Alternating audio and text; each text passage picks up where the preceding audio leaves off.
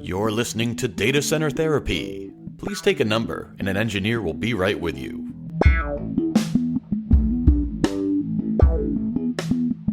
All right, here we go. The inaugural episode of Data Center Therapy. Welcome, everybody. My name is Matt Yeti. I am with IVOXY Consulting. Joining me is my co-host here, Christopher Crow. Chris, how you doing? I'm doing well, Matt. How are you? I'm great, thank you. Like I said, this is our first episode. There's a lot of clay to shape here. We're really not sure the direction this is going to take, but our goal here is to present the tech industry with a podcast where we kind of talk about what we encounter out there in the field. It's different every day. That's why we're still in it after so many years, and it's something that we are really excited to see, what direction it takes.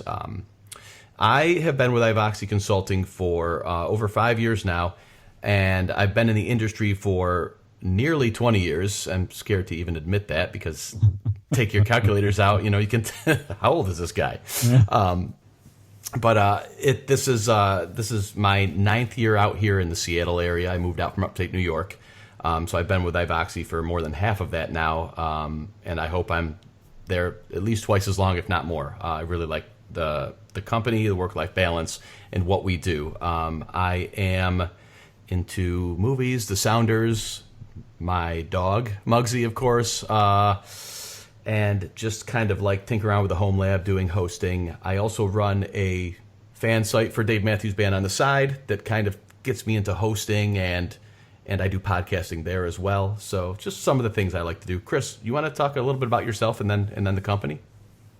Yeah, sure thing. So my name is Chris Crow, and I've been with IVOXY for 9 years now, doing consulting services around primarily VMware, but over 9 years, that's been including, a stint as a network administrator or engineer to doing View installs, to storage, to backups, and I guess most recently has been a lot around the automation field that's been heating up quite a bit.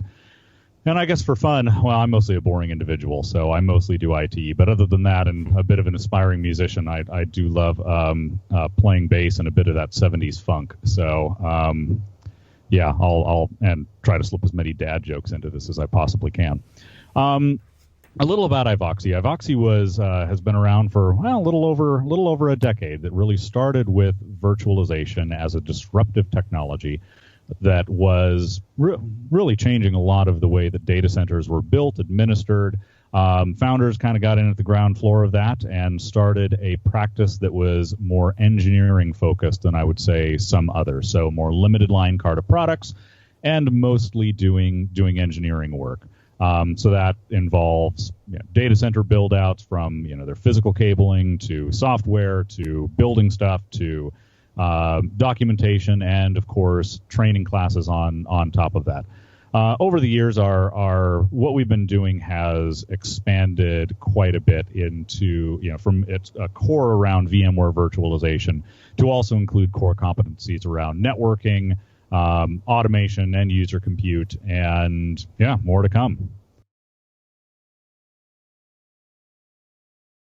Maybe not so much this episode, but to chat about that automation piece that you mentioned, Chris, because I know that you've really turned up the heat on that recently, and I've got some scripting experience as well and done quite a bit of it, but I know you've been really the driving force behind that direction that we're taking in IVOXY, and with everything cloud-based and the CI/CD, continuous integration and development, direction that this industry wants to pull us all in. I think that's really going to be a key piece of what we offer. Yeah, it's been a really rewarding time, and it's the closest I really have to a superpower, which is the better way of putting that. I guess I'm really lazy, and I will do a ton of work to avoid doing work, so it appeals to me. So you'll spend 4 hours doing a script. Doing it manually would have taken you 30 minutes, but hey, at least you scripted it. But at least I scripted it. Even if it was just once. Would you say you're more of the type of mold that you fit is typical tech worker who says "because I can" when someone asks you why? Oh, absolutely. I mean, isn't that kind of why we get into this industry a little bit? Because because I can? Some of us. Yeah. Can you really tell me that's not true for yourself, Yeti? I would say 40% of the time is true for me. Oh, okay. Yeah, I don't know. Well, all right. Well, at a different episode, I'm going to ask you what your home theater system looks like, because if it's simply plugged into a cable box, I'll be surprised. So you're going to be. I hope you bring that up. You're going to probably be disappointed, just only because I have hearing issues now. So yeah. Anyway, one thing we want to make clear about the pod is we are. The last thing we want to do is be a pitch machine for products and vendors that we partner with. This is not about selling a product. This is not about saying you should buy this. This is totally supposed to be really tech focused, about the solutions, about the funny things that we come across with out there, and just to kind of let you get a feel of what we do. So this is not about product pitching. This is just about the industry and how Chris and I interact with it, and what we do at IVOXY. Yeah. Yeah. Well, the thing about tech, and we were just talking about this recently, is there's a lot to be discussed basically on a daily basis. We were saying like the two most popular topics that you can really dive into on a daily basis is politics and technology. We are not interested in going into. Chris and I might do that on our own time. Politics, right? To varying degrees of success. Known to happen. Yeah, but that's not what this is, and you'll thank us for that. Trust me. So there's a lot to talk about. And when we initially wanted to roll out with an episode of the pod here, we were talking back in April and early May. Of course, here we are now, beginning of July. But the topic that's kind of still fresh on all of our minds is the recent release of vSphere 6.7 that was released in April by VMware. Since then, in late May, they've come out with 6.7.0a release. It's not quite update 1, but it does show that there's been some tread on the tires and some updates. So it's something that a lot of our customers are asking us about now. Should I update? In general, I like to say, regardless of feature set, as long as you don't need a specific feature, I like to go N-1 when it comes to releases. Is that what you're out there recommending, Chris? Yeah, that's pretty close. I mean, I like to see a little bit of distance between when something's released and a customer really upgrades to it. In this particular case, I mean, another good rule of thumb is just after they've actually gotten one update release under their belts. But currently, and I think this is probably worth noting, I don't have at least one. And of course, being a consultant and consulting company, Matt and I tend to work with different customers at times, so you'll hear some interactions around, because I don't have one of my customers that's actually upgraded production to 6.7 yet. Is that something you've encountered yet? Same exact thing. I've got a couple of people, a couple of my customers that are absolutely more like to live on the edge and like to update, which is good because you're not going to encounter somebody who falls behind and puts themselves in a position where they're behind the 8 ball on support. Yeah. But they also can toe into danger with that kind of eagerness as well. Yeah, we certainly have had a few stories of customers that have upgraded within swaths of infrastructure fairly quickly and run into problems with that. So even if it's something you are looking at, I usually recommend a bit of caution. There's no reason to upgrade all 50 of your ESX hosts in a weekend. The good news is your third-party integrations are usually what's dragging you back. You have your backup platform probably doesn't support it day one, which is a good thing because it kind of slows your roll a little bit. That's true. Yeah, pretty much a good place to start if you're looking to upgrade to 6.7 is to start with everything that plugs into vCenter from your users. If there's any end user training that needs to happen, to backup products, to monitoring products, to don't forget about the scripting features that you guys are putting in to make sure that those are validated. Commandlets and APIs do change between these versions, so it's helpful to make sure that everything that's plugging in there is going to be supported and is something where that stuff is. Well, to that point, there are a couple of major products and certainly vendors that we work with that we see a lot out there. Their listed support dates for example, Veeam, their 9.5 platform, their support for vSphere 6.7 is slated for Q3 2018. So we know that can mean anywhere between now and October or something. NetApp SnapSetter will not be supported. They're aiming for Q1 2019. And if you use the virtual storage console for NetApp, they're looking at Q4 2018. So already even though it's been out for a couple of months now, you still have a couple of major vendors that their headline data protection products do not support 6.7 just yet. Yeah. Right there should give you pause. But let's dive into some of these major headline features, right? So some of the things that 6.7 introduces, I feel like the grabby feature, which as these iterations become, farther down the line from the halcyon days of the late 2000 aughts, where there were big features being dropped, around the corner. It seems like now the gotcha features, the headline grabbers, aren't so impactful in terms of this changes everything. That's really not there at the hypervisor stage anymore. But it seems like the big headliner for 6.7 is instant clone APIs are now exposed. So, imagine you need to spin up hundreds of VMs at a time and you're worried about footprint. Instant clones can really make a big difference there, right, Chris? Oh yeah, this is something that we actually use to when we're deploying our training labs, is instant clones for Vue specifically. So those that are running Vue have probably seen this technology before, and it really does address a number of scale issues. I mean, compared to link clones and customization, we're talking even orders of magnitude faster. By 2 or 3 fold, at least from my unscientific testing in the lab. So we'll see what we get for comments with that one. But additionally, something to keep in mind about the way that link clones work is they are inherently maligned because, at least the last time I checked, because of the geometry of those thin disk files that get created. In addition to that, they are always sparse disks. These are a couple of things that the instant clones also help address because we can instantly fork these things. So especially for test lab purposes and quite a few other things, this looks like a pretty significant advancement.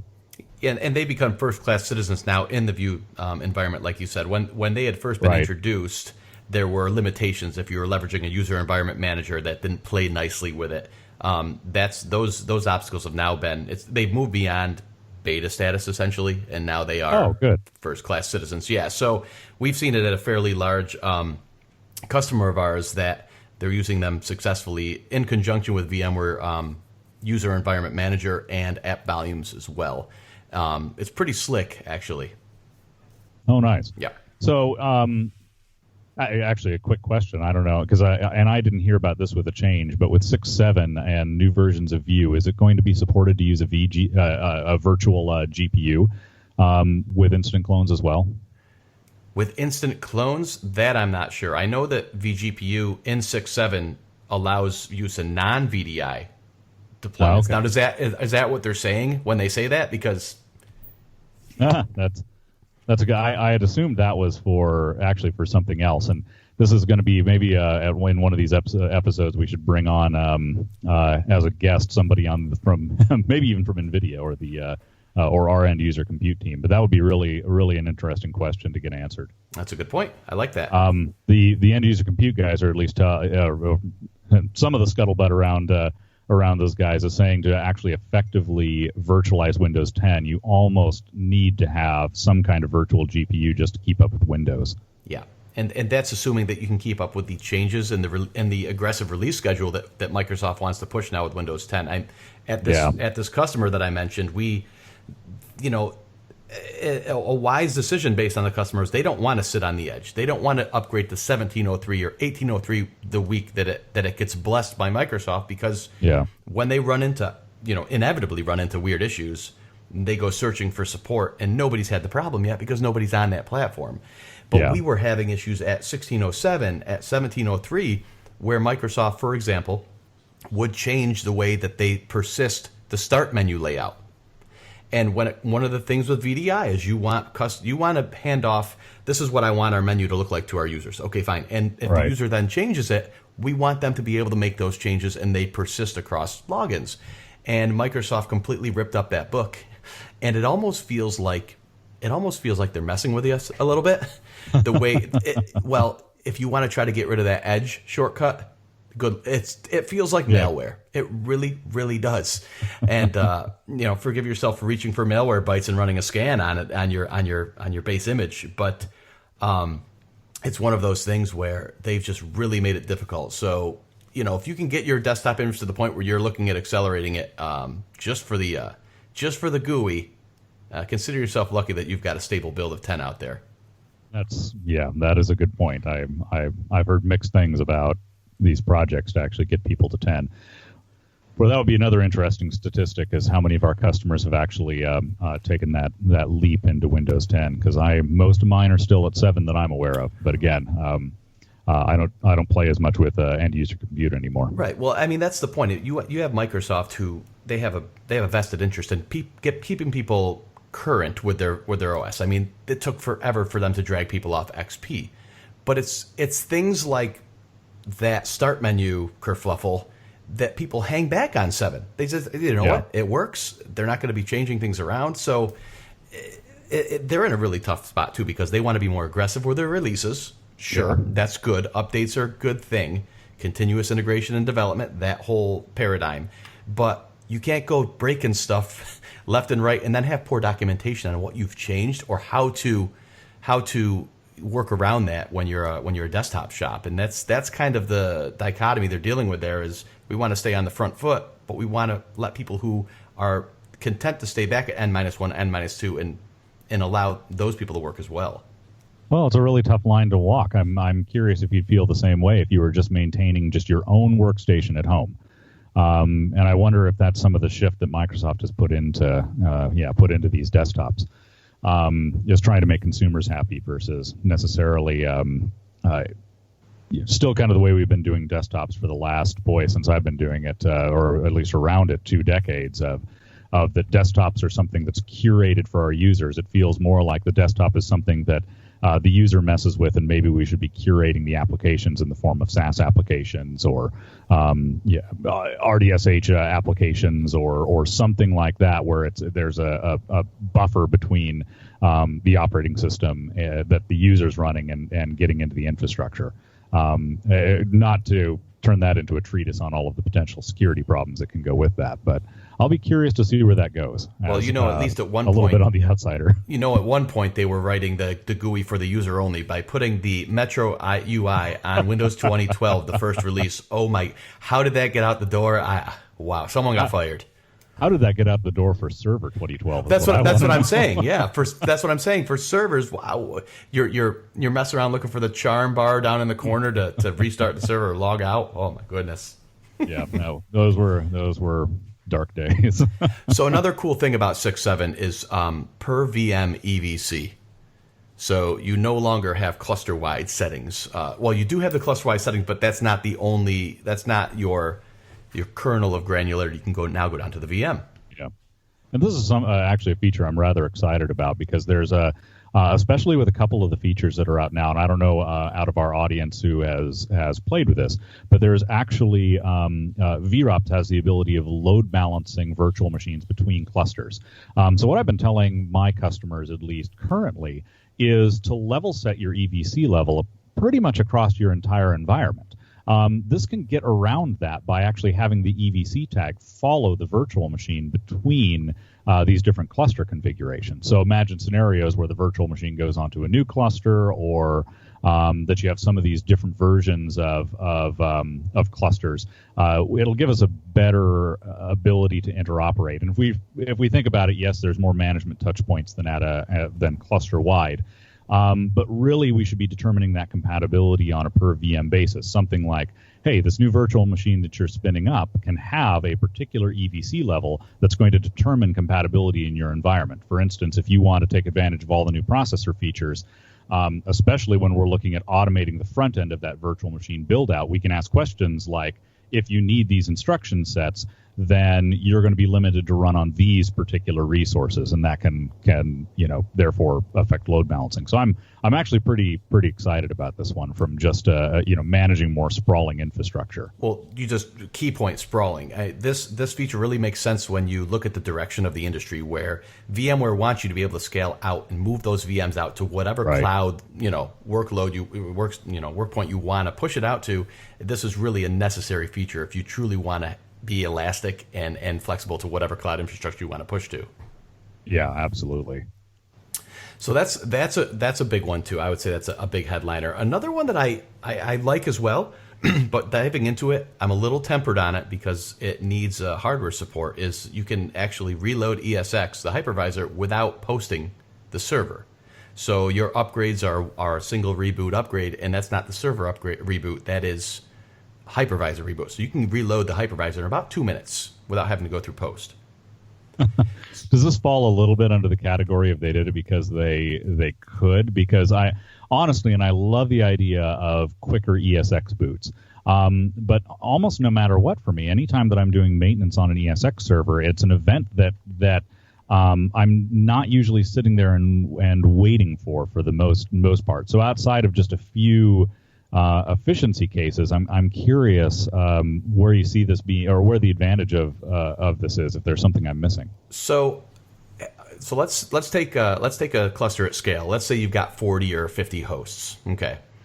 Are you having zero issues with DRS completely evacuating a host to put a host into maintenance mode?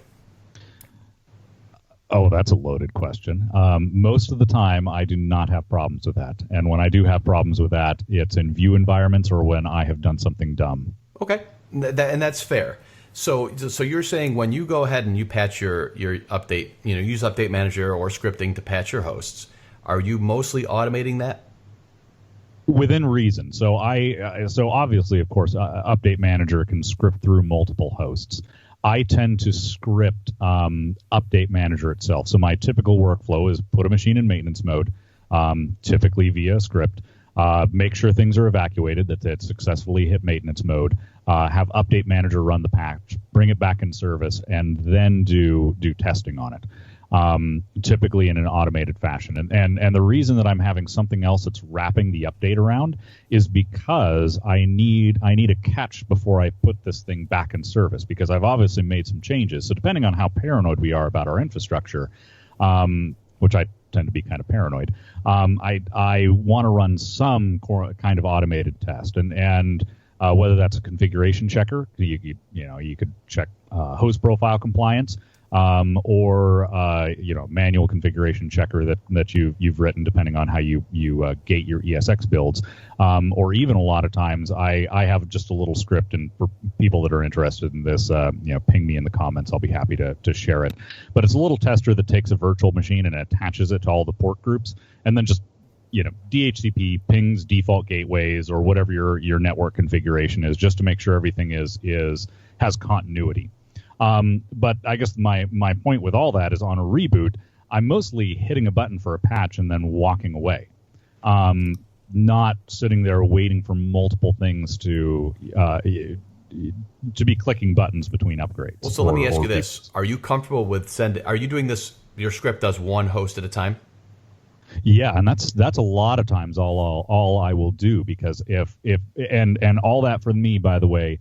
It depends on how much spare capacity I have in the cluster. Obviously, If I have a 32 node cluster and I can handle, 4 hosts being out, then maybe I'll do, 2 at a time.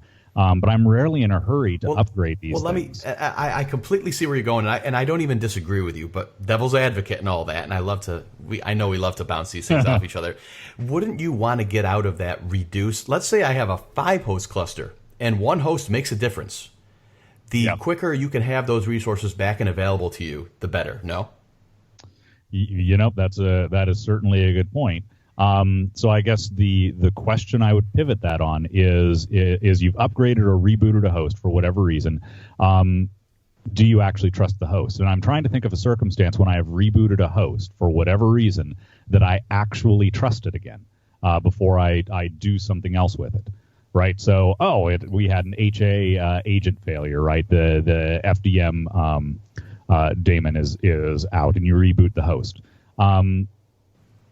I don't think I would put it back in service under those circumstances anyway, because the box by definition has had a problem. Mm-hmm.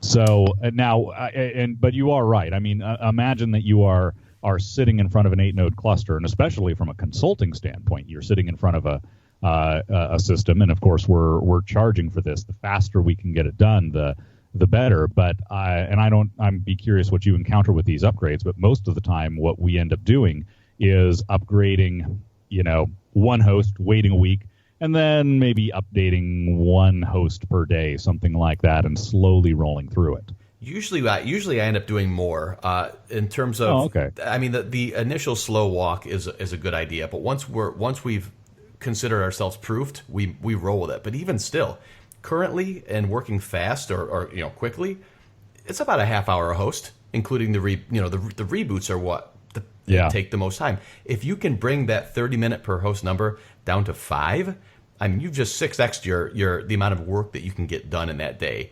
I think it's a worthy feature. I'm excited about it. All right. Well, I'll be really interested to see how this works. So, so do you know what that hardware support looks like currently? Is that something that's pretty widespread? So there's a KB article on VMware that shows the host need to support quick boot. That's the rub. So we're going to have a blog post to go along with this episode, and we will have that compatibility list posted on excellent. Part topic. Yeah. But I mean, that's the rub is what, I think Dell and HP, that was just one thing that I saw where their modern platforms are pretty much up to speed. But it sounds like one of those things that unless you're on pretty modern generations of the hardware, you might be waiting. Secondarily, we're not going to realize these amazing things mostly until, well, one, all of us are on 6.7, and then it's the next upgrade. So it's 6.7 update 1 or it's 6.8 or whatever they end up going with. We won't see it until everyone's on 6.7. You won't be able to take advantage of it going from 6.0 or 6.5 to 6.7. Right. Yep. Well, so those are some of the headline features of 6.7.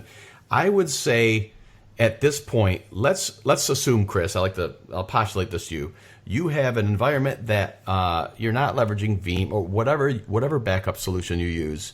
It supports 6.7 right now. Okay, so you don't have anything holding you back in terms of third-party integration. I will also say you also don't have any feature that I just listed that you're really going to be able to take advantage of. Okay, you're currently running 6.0 and you're running 6.5. Let's just say you've got 2.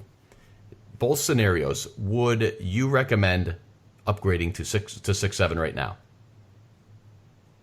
Oh, given all those variables being taken care of, I mean, yeah, I probably would, and that's mostly because, and I'll be the first to say that's kind of an aggressive recommendation, because the other questions that I would always ask is, what does your business, look like from a risk standpoint?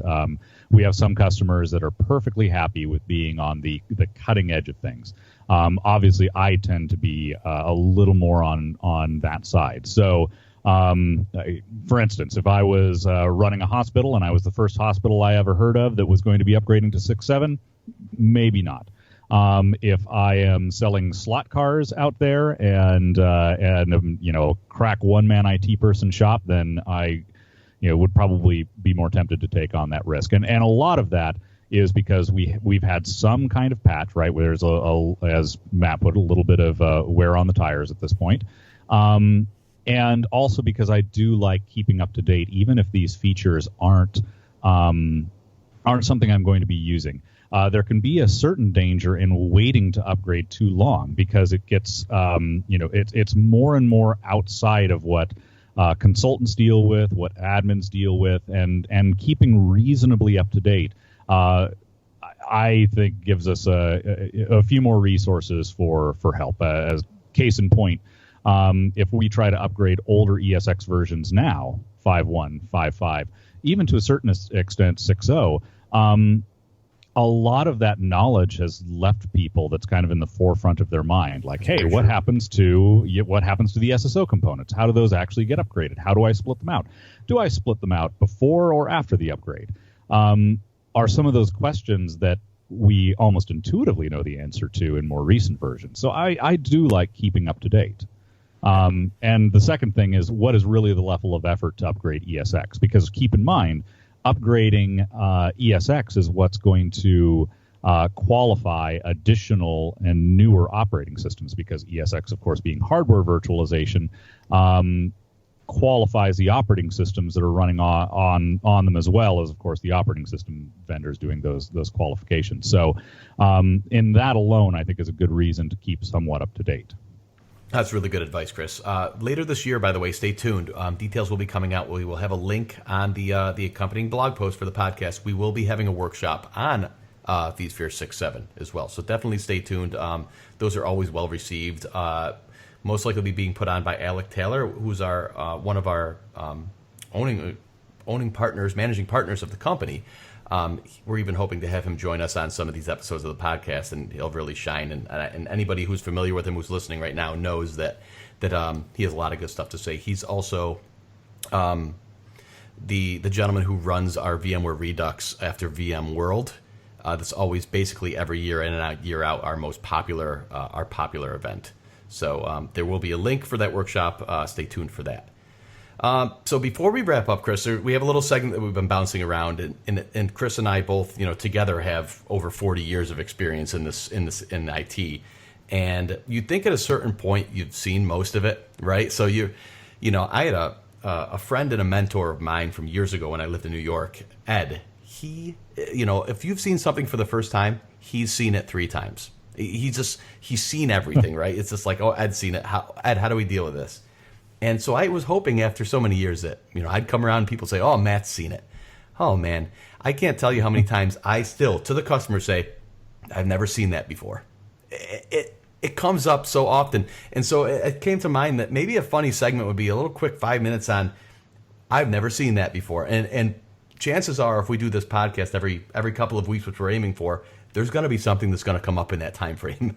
Do you see this a lot, Chris? Oh, yeah, most definitely. From just little, from the unexpected reboot because something isn't working the way it's supposed to be, and I absolutely hate having to do reboots, to little quirks inside of environments. There's not like you said at the beginning, this is what keeps our jobs interesting. Yeah, well, so the topic today that I came across just a few weeks ago. I was doing a couple of things. One was a head swap for a couple of NetApp controllers in a 4-node cluster, but the 4-node cluster was going down to 2 nodes. So the surviving 2 nodes were going to be replaced by new controllers. Step 1 was to remove these old 2 nodes from the 4-node cluster. So basically, if you're familiar with NetApp, what you do is you run a cluster unjoin and you name the node that you're removing. And it essentially, gracefully, really quickly just takes out that node, removes it from the cluster ring that's replicated among all nodes in the cluster, and away you go. It's pretty simple. The rub on what we were doing here was immediately after that cluster unjoined, we were upgrading the existing surviving nodes to new code, because when we swap the new controllers in, those code levels need to be the same. So we match the code that were coming on the new controller shipped. And so right after the cluster unjoined from the old nodes, we were upgrading the 2 surviving nodes. And when I went to upgrade that, it said, it gave me an error about the location of the image download couldn't be found. I'd never seen it before. And of course the words come out of my mouth and my head hits my hand hits my forehead, and here we go again. So doing some searching around, turned out that it looks like, and we are unsure if this is a product of the cluster ring replication interval. Did we just not wait long enough before we tried to download the software update, or was just this weird bug? And that's unsure. But what we had to do is drop into diagnostic mode on the controllers in the cluster, and you basically run a show command, and it shows the surviving node names are there, but then it shows a couple of GUIDs, and those are your old nodes you just unjoined from the cluster. It's a little nervy because here you are pulling stuff out of the NetApp equivalent of the registry, essentially. We all know how fun that is on Windows, you Windows server admins out there. But ultimately, it was a safe operation. We removed the 2 removed nodes, actually removed them from the Ring database. We were then able to proceed with the upgrade. But that was a weird one. And we will be posting those steps also, but I would include it with the caveat that if you're unsure, always contact NetApp support. Always open a support case with the vendor, especially if you're running in diag or debug modes. It can be pretty dicey. Yeah, no kidding. There's some pretty scary commands in there, but yeah, I have never even heard of that or seen a GUID when doing a cluster show command inside of there. So pretty painless to actually remove those GUIDs, or was there anything else weird you had to do with that? Painless. The good news was 4-node cluster. You saw the surviving 2 nodes that were left into the cluster, so you knew what you were looking at, even though they were GUIDs. You were like, those are the old guys, and by removing those, I mean, you already ran the cluster unjoin command, so it would stand to reason that this is not a harmful operation. You're just saying, no, really remove that old cruft. And sure enough, it operated as intended. So now I kind of want to try on an actual 4-node cluster doing that removal while those 2 nodes are actually in service, but we may have to find a lab for that one. Woof. Yeah, definitely a lab, not production. Do not try this at home. No. That sounds like a weekend project. Yeah, party at my house with I'll provide the beer. Well, in the next 2 weeks, I'm really looking forward to what else is going to flummox me, so I can say I've never seen that before, but I'm sure it will be something. Well, to that point, we are going to wrap up. We hope this has been useful for everybody and entertaining to a certain extent. We're going to hope to do this every couple of weeks, so subscribe whatever podcast platform you use: Stitcher, Overcast, Apple Podcasts, iTunes. Go ahead and add us on there. Subscribe, and you'll receive updates when we put out a new episode. Also, we encourage you to check us out on iVOXY.com. It's IVOXY.com on the internet. And I know our marketing guy Dustin's been doing a lot of work on the site, and he's the one who kind of was the straw that stirred this drink. That is the first episode of Data Center Therapy by IVOXY Consulting. Chris, do you have anything you want to add before we say goodbye? Nope, I think that's everything for me. So have good luck on all of the upgrade planning, and I'd say certainly drop us a line if you're looking at doing any of that, even if just to bounce some ideas off of us. I'd always love to hear what people are doing out there. Absolutely. Like Chris said, if you have any questions, our contact information is on the website at iVOXY.com. Happy to help you with any questions you might have. If you have any ideas about the podcast or things you want us to talk about as well, feel free to drop us a line on there. Thanks for joining us, everybody. Have a great day.